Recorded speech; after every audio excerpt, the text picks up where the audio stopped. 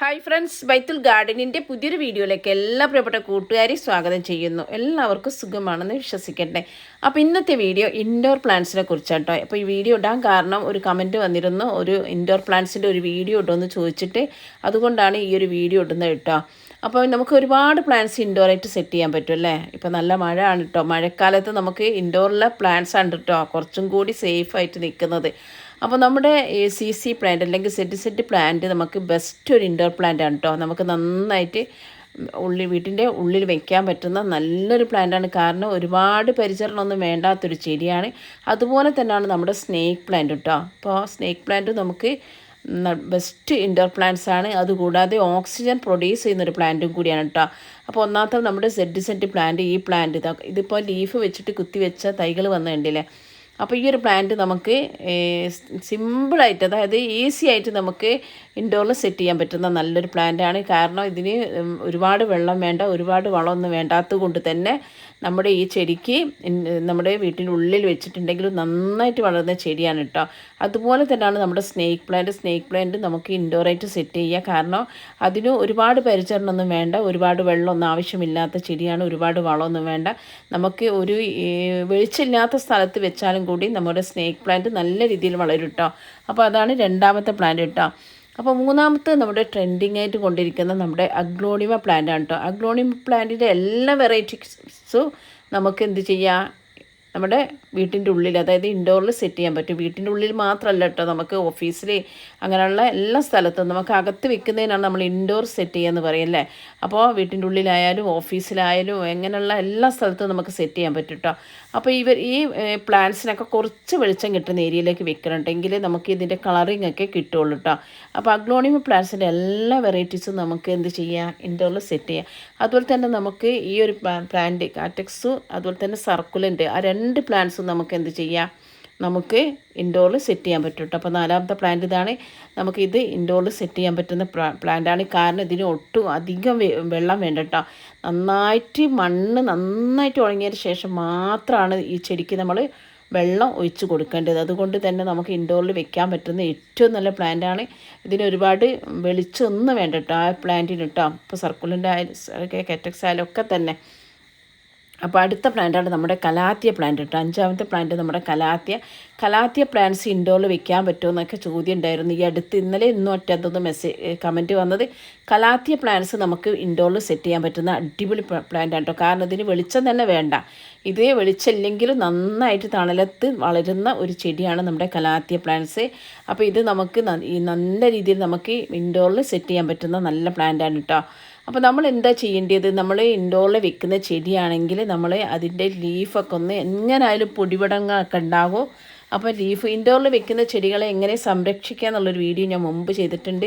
അപ്പോൾ അത് കാണാത്തവരെന്തല്ലേ വീഡിയോ കാണണം കേട്ടോ. അപ്പോൾ നമുക്ക് ഇതിൻ്റെ ലീഫൊക്കെ ഒന്ന് നമ്മൾ ഒരു കോട്ടൺ തുണിയിലെടുത്തിട്ട് മുക്കിയെടുത്തിട്ട് നമുക്ക് നന്നായിട്ടൊന്ന് ഈ ലീഫൊക്കെ അതിൻ്റെ അടിവശം മുകൾ വശമൊക്കെ നന്നായിട്ട് തുടച്ച് കൊടുത്താലൊക്കെ നല്ല ഏത് പ്ലാന്റ്, ഇപ്പോൾ കലാത്തിയ മാത്രമല്ല ഇൻഡോറിൽ വെക്കുന്ന ഏതൊരു ചെടിയാലും ലീഫൊക്കെ നമ്മൾ നന്നായിട്ട് തുടച്ച് കൊടുക്കുക.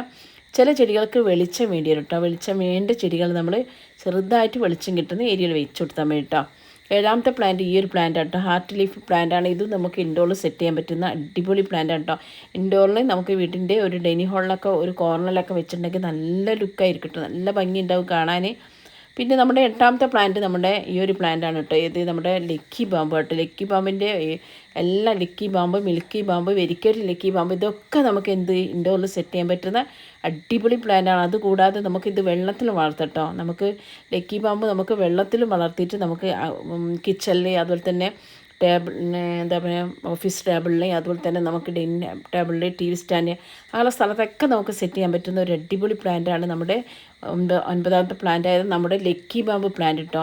അടുത്ത് നമ്മുടെ ഡിഫൻബാച്ചിയ പ്ലാന്റ്. ഇത് കുറച്ച് വിഷച്ചെടിയാണെങ്കിൽ നമുക്ക് ഇൻഡോറിൽ സെറ്റ് ചെയ്യാൻ പറ്റുന്ന നല്ല അടിപൊളി പ്ലാന്റാണ് കേട്ടോ. നല്ല കുട്ടികളൊന്നും ഇല്ലാത്ത വീട്ടിലാണെങ്കിൽ നമുക്ക് ധൈര്യമായിട്ട് നമുക്ക് എന്ത് ചെയ്യാം, ഇൻഡോറിൽ സെറ്റ് ചെയ്യാൻ പറ്റും. കാരണം വളർത്തു മൃഗങ്ങളും ചെറിയ കൊച്ചു കുട്ടികളുള്ള സ്ഥലത്ത് മാത്രം നമ്മൾ ശ്രദ്ധിച്ചാൽ മതി. അവിടെ മാത്രം നമ്മൾ ശ്രദ്ധിച്ചിട്ടുണ്ടെങ്കിൽ നമുക്ക് ഇൻഡോറിൽ സെറ്റ് ചെയ്യാൻ പറ്റുന്ന അടിപൊളി പ്ലാന്റ് കേട്ടോ നമ്മുടെ ഇത് ഡിഫൻബാക്കി അല്ലെങ്കിൽ ഡിഫൻബാച്ചിയ എന്ന് പറയുന്ന പ്ലാന്റ് കേട്ടോ. അപ്പോൾ അത് നമുക്ക് ഇപ്പോൾ 10 പ്ലാന്റ് ഞാൻ പറഞ്ഞു കേട്ടോ. 10 പ്ലാന്റ് നമുക്ക് എന്ത് ചെയ്യാം, നമുക്ക് ഇൻഡോറിൽ സെറ്റ് ചെയ്യാൻ പറ്റുന്നത്. 10 പ്ലാന്റ് ഒന്നല്ല, ഒരുപാട് പ്ലാന്റ് കിട്ടും. അപ്പോൾ ഈ പെണ്ണിവെട്ട് പ്ലാന്റ് ഇല്ല, അത് വെള്ളത്തിലോ നമുക്ക് പോട്ടി മിക്സ് ആയിട്ടും നട്ടു കൊടുക്കാൻ പറ്റുന്ന പ്ലാന്റാണ്.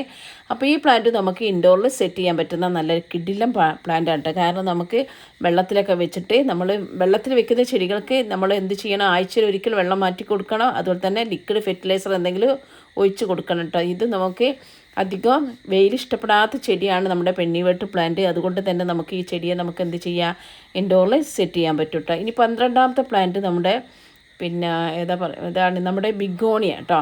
അതുപോലെ തന്നെ സിങ്കോണിയ. 12ാമത്തെ നമ്മുടെ സിങ്കോണിയം പ്ലാന്റ്സ് നമുക്ക് എന്ത് ചെയ്യാം, നന്നായിട്ട് ഇൻഡോറിൽ വളർത്താൻ പറ്റുന്ന പ്ലാന്റാണ്. ഇത് നമുക്ക് വെള്ളത്തിൽ വെക്കാൻ പറ്റും. അതുപോലെ തന്നെ മണ്ണിൽ പോട്ടി മിക്സൊക്കെ നിറച്ചിട്ട് മണ്ണിൽ നട്ടു കൊടുക്കാൻ പറ്റുന്ന പ്ലാന്റാണ് 12ാമത്തെ നമ്മുടെ, ഞാൻ എണ്ണുന്നില്ല കേട്ടോ, 12ാമത്തെ പ്ലാന്റ് ആയിട്ടുള്ള സിങ്കോണിയ കേട്ടോ. അതുപോലെ തന്നെ നമ്മുടെ ബിഗോണിയ പ്ലാന്റ്സ് നമുക്ക് ഇൻഡോറിൽ സെറ്റ് ചെയ്യാൻ പറ്റും കേട്ടോ. എല്ലാവരും ചോദിക്കാറുണ്ട് ബിഗോണിയ നമുക്ക് ഇൻഡോറിൽ സെറ്റ് ചെയ്യാൻ പറ്റും. തീർച്ചയായിട്ടും സെറ്റ് ചെയ്യാൻ പറ്റും. കാരണം ബിഗോണിയ പ്ലാന്റ്സിന് ഓവർ വെയിൽ ഇഷ്ടമില്ലാത്ത ചെടിയാണ്. ബിഗോണിയ പ്ലാന്റ്സിന് ഒരുപാട് വെള്ളവും വേണ്ട. അതുകൊണ്ട് തന്നെ നമുക്ക് ഇൻഡോറിലൊക്കെ വെച്ച് കൊടുത്തിട്ട് അടിപൊളിയാവും കേട്ടോ. അപ്പോൾ അടിപൊളിയായിട്ട് നമുക്കിന്ന് കിട്ടുന്ന പ്ലാന്റാണ്. അതുപോലെ തന്നെ നമുക്ക് സ്പൈഡർ പ്ലാന്റ് ആയാലും അതുപോലെ തന്നെ നമ്മുടെ റിബൺ ഗ്രാസ് പ്ലാന്റ് ആയാലും ഒക്കെ തന്നെ നമുക്ക് എന്ത് ചെയ്യാം, നമുക്ക് ഇൻഡോറിൽ സെറ്റ് ചെയ്യാം കേട്ടോ. അപ്പോൾ നമുക്ക് വീട്ടിൻ്റെ ഉള്ളിൽ വെക്കാൻ പറ്റുന്ന പ്ലാന്റാണ്. സ്പൈഡർ പ്ലാന്റൊക്കെ നമുക്ക് വെള്ളത്തിൽ വെക്കാൻ പറ്റും കേട്ടോ.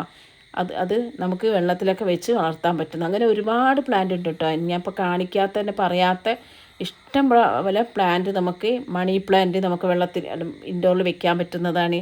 അങ്ങനെ ഒരുപാട് പീസി ലില്ലി പ്ലാന്റ്സ് നമുക്ക് ഇൻഡോറിൽ സെറ്റ് ചെയ്യാൻ പറ്റും.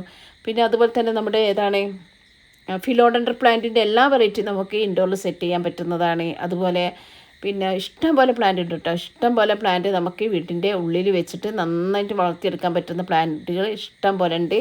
അപ്പോൾ ഈ വീഡിയോ ഇടാൻ പറഞ്ഞ ആളും അതുപോലെ തന്നെ അതറിയാത്തവർക്കും വേണ്ടിയിട്ടാണ് ഈ ഒരു വീഡിയോ ഇടുന്നത്. അപ്പോൾ നമുക്ക് അലോക്കേഷ്യ പ്ലാന്റ് നമുക്ക് എന്ത് ചെയ്യാം, ഇൻഡോറിൽ സെറ്റ് ചെയ്യാൻ പറ്റുന്ന നല്ല പ്ലാന്റാണ്. ഇത് ചില ചെടികൾക്കൊക്കെ ചെറിയ തോതിൽ വെളിച്ചം കിട്ടിയാൽ മതി കേട്ടോ. വെളിച്ചം കിട്ടിയിട്ടുണ്ടെങ്കിൽ നമുക്ക് നല്ല രീതിയിൽ ഉണ്ടാവും കേട്ടോ. അതുപോലെ മോൺസ്റ്ററ പ്ലാന്റൊക്കെ നമുക്ക് ഇൻഡോറിൽ, അത് ബാൽക്കണിയിൽ, അതുപോലത്തെ സിറ്റ് ഔട്ടിലൊക്കെ സെറ്റ് ചെയ്യാൻ പറ്റുന്ന പ്ലാന്റാണ് മോൺസ്റ്ററ.